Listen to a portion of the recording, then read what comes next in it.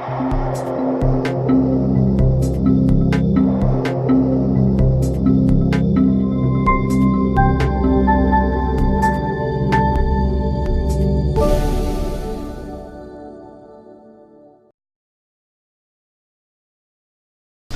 my name is Ben Barham. I'm the Director of Judicial Branch Education at the Administrative Office of the Courts, and we're here at the Justice Building to take a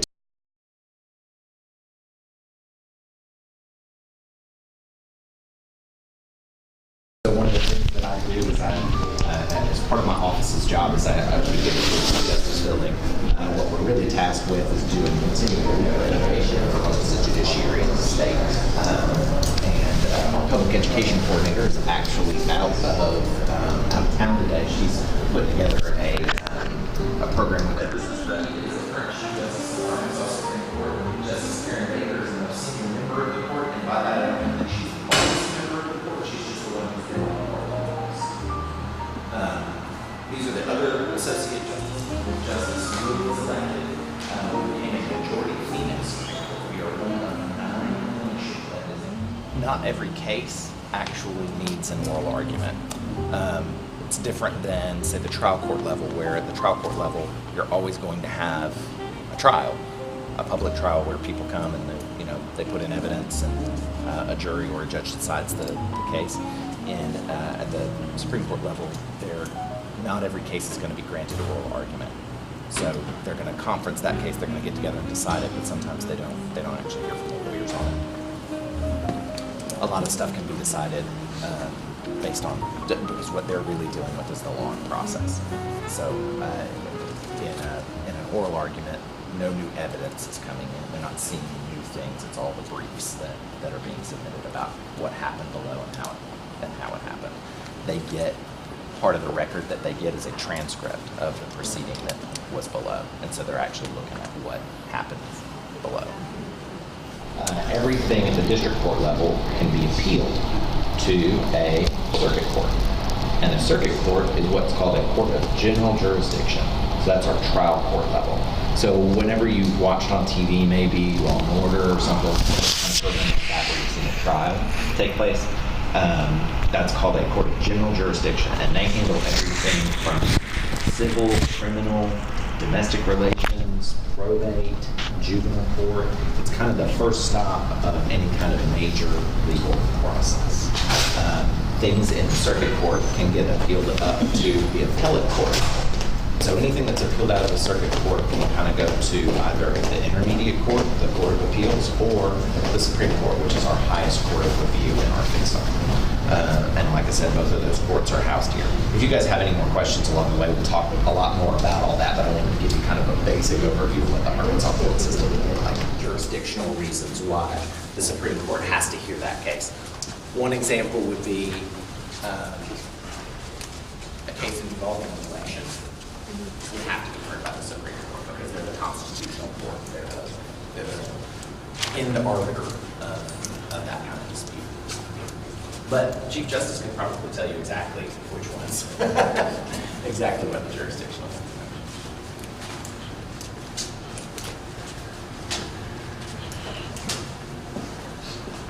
Come on in. We'll go right out there to the center. It's our Supreme Court courtroom. Behind me, you see the 7 seats that they sit in. The Chief Justice always sits in the middle, and then by seniority, it goes left to right all the way back and forth back. Okay. Yes, ma'am. Do they always use like 12 counsels? No, it's funny. A lot of people ask that question.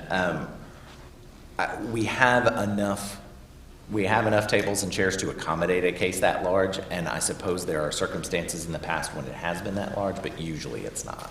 I mean, average case, you've got one lawyer on one side, one lawyer on the other side, and that's it. I'd like to point out the cameras in the back of the room. In 2010, we started streaming oral arguments live. So the Supreme Court hears oral arguments on Thursdays at 10 o'clock. And so on Thursday at 10 o'clock, you can sit at your computer at home and watch, in this building, watch an oral argument take place. You don't even have to come to the courtroom to see it. I think the average is maybe around 200. Yeah, probably so about 200. As far as adjudication. like I said, we try to have 7 cases every 2 weeks. Sometimes it didn't work out that way. And by having 7 cases, there's 7 justices on the Supreme Court, and each justice then can be responsible for what we call a main case. A main case is a case that's assigned to a justice, so they'll work up that case more thoroughly than the other justices, because it wouldn't be possible for all 7 justices to thoroughly work up all 7 cases. So we divide the cases up where each justice will have one main case that they'll work up.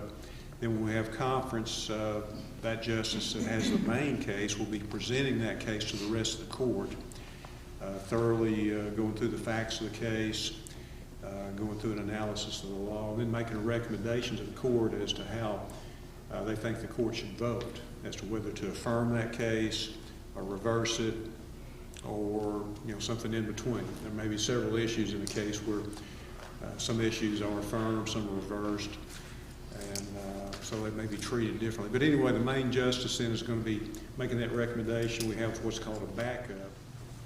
Mr. Kemp, what's the significance of Marbury versus Madison? And expect you to recite the facts of the case and the legal holding. So, and I don't know if it's still the case, but your grade was just determined by your final exam. You didn't have tests every month or so, or a few weeks before the final. Your grade determined on that one test, the final exam.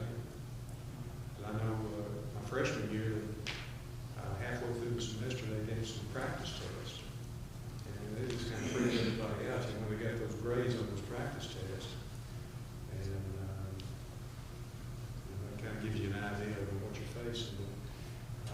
You just got that one test to determine your grade. So it's a lot of pressure. And, a lot of stress. You've got that practicing law, you've got people's lives in your hands, representing them and trying to protect their rights and their interests, and it affects their lives. So it's a lot of stress too. You still get elected as judge or whatever, Well, since we're talking about your personal life, I want to know why is your den like your favorite place? I read up on it. So. Now what's that? Your den. Did you do an interview where you said your den was your favorite place?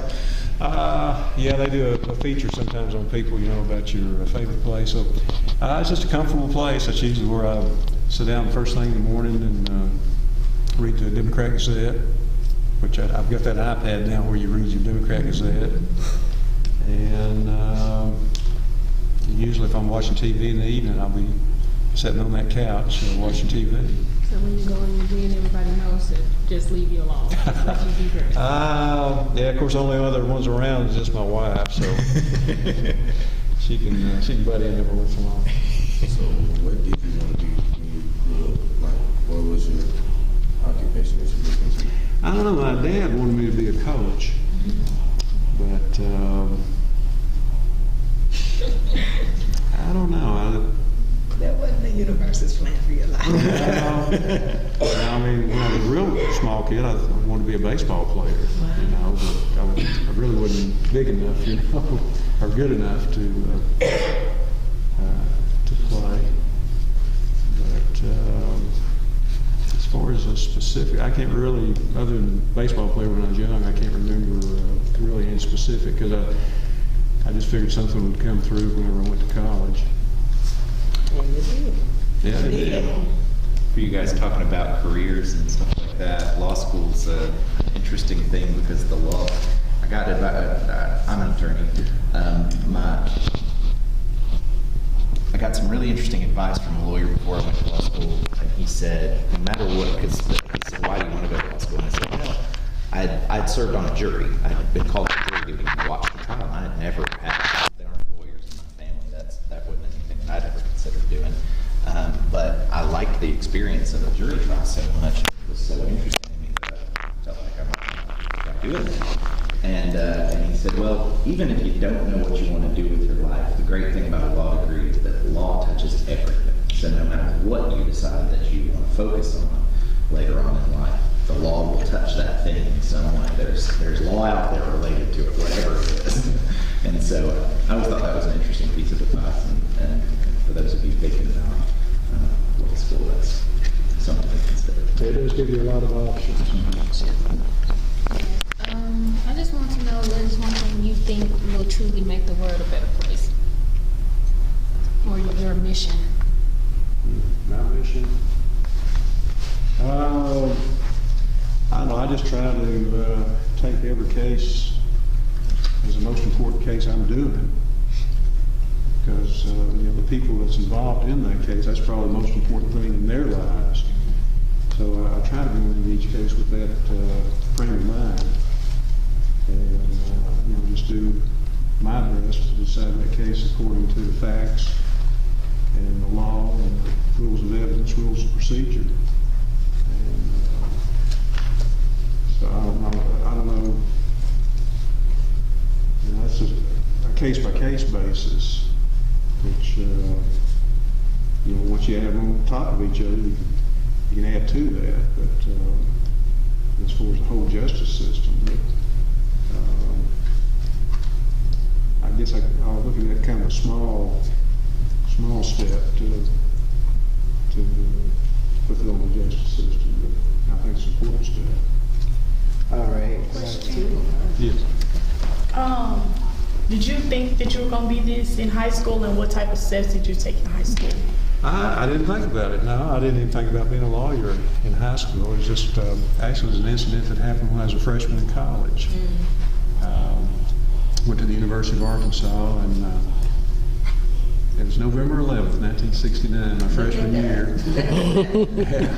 And my girlfriend wanted to go down to the drugstore to get some cosmetics or something, so I picked her up, and it was about, I'm going to say, 7 or 8 o'clock. And there had been a fire on campus. One of the buildings, the journalism building, had burned on campus that day.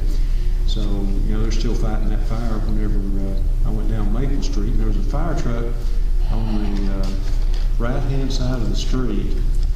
So I just going slowly down the street. It was real foggy, and the windows were fogged up. So I slowly ran around this fire truck, and I didn't see this campus police officer that was directing traffic in the middle of the street there. And I clipped him with my left fender, knocked him down. Good job. So anyway, he called the city police and took me down to the jail. This is good, y'all. I've never heard this story. This is good. Yeah, so I was gonna be spending the night in jail because there wasn't a bondsman down there.